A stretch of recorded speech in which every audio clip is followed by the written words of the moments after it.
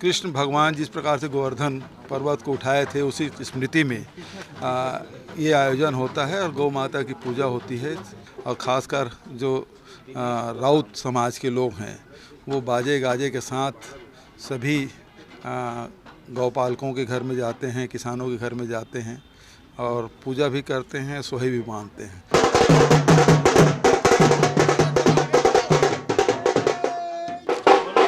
छत्तीसगढ़ में गोवर्धन पूजा भी धूमधाम से मनाया जाता है। तस्वीरों में आप साफ देख सकते हैं कि प्रदेश के पूर्व मुख्यमंत्री भूपेश बघेल परिवार के साथ यहां पर गोवर्धन पूजा मना रहे हैं, गायों को अन्नकूट खिला रहे हैं, उनकी पूजा किए हैं।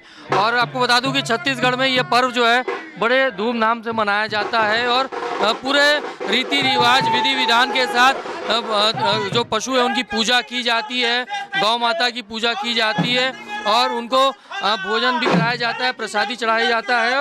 पूरी इस समय आप देख सकते हैं कि ये एक बड़ा त्यौहार है छत्तीसगढ़ में।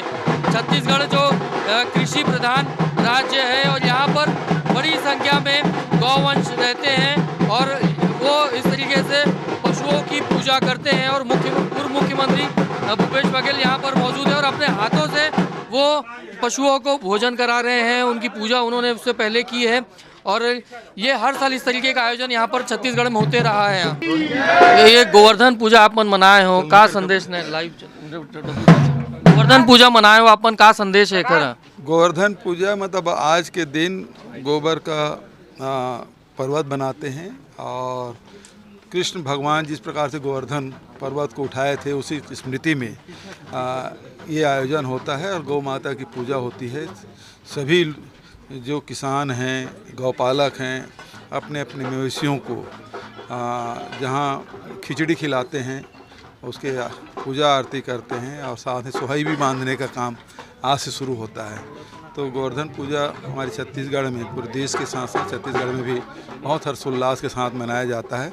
और ख़ासकर जो राउत समाज के लोग हैं वो बाजे गाजे के साथ सभी गौपालकों के घर में जाते हैं, किसानों के घर में जाते हैं और पूजा भी करते हैं, सोहे भी बांधते हैं। और शाम को एक बड़ा आयोजन सभी गांव में होता है। प्रदेशवासियों को क्या संदेश देंगे कुछ?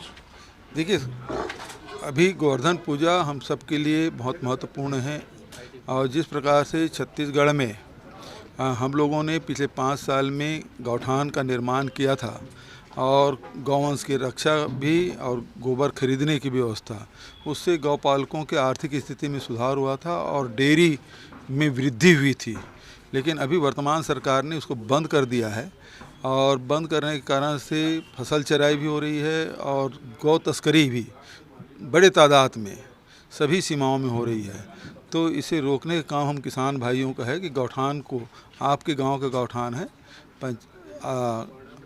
और उसे आप सब संचालित करें, सरकार करे या ना करें, क्योंकि गौठान बन चुका है, भूमि निस्तार पत्रक में दर्ज हो चुका है और उसका उपयोग सभी गांव वाले करें। कहीं कहीं सुनने में आया कलेक्टर और एसडीएम जहां गौठान शुरू कर रहे हैं उसको धमकी दे रहे हैं, तो इसे चिंता करने की ज़रूरत नहीं है। दूसरी बात मैं कहना चाहूँगा कि अब फसल कटाई भी अब दीपावली के तुरंत बाद, कुछ तो जो अर्ली वैरायटी है उसकी कटाई कर रहे हैं, लेकिन दीपावली के बाद बहुत तेज़ी से धान कटाई होगी। सभी किसान भाइयों से मैं कहना चाहता हूँ पैरादान जरूर करें ताकि अपने ही खेत के फसल को बचाने के लिए, गौवंश को बचाने के लिए दहिहान में, गौठान में पैरादान करें ताकि हम गर्मी के दिनों में भी और बरसात के दिनों में भी मवेशियों को चारा दे सकें। पूर्व मुख्यमंत्री भूपेश बघेल हैं जो गोवर्धन पूजा में शामिल हुए हैं, गौवंश की उन्होंने पूजा की है और किसान भाइयों से उन्होंने अपील की है कि अपनी जो फसल, जो उपज है उसकी धान से जो पैरा निकलता है उसका दान जरूर करें गौठाने में, ताकि आने वाले समय में गौवंश को सुरक्षित रखा जा सके। यहाँ कैमरामैन नज़ीर खान के साथ स्टार जैन, IBC 24 रायपुर।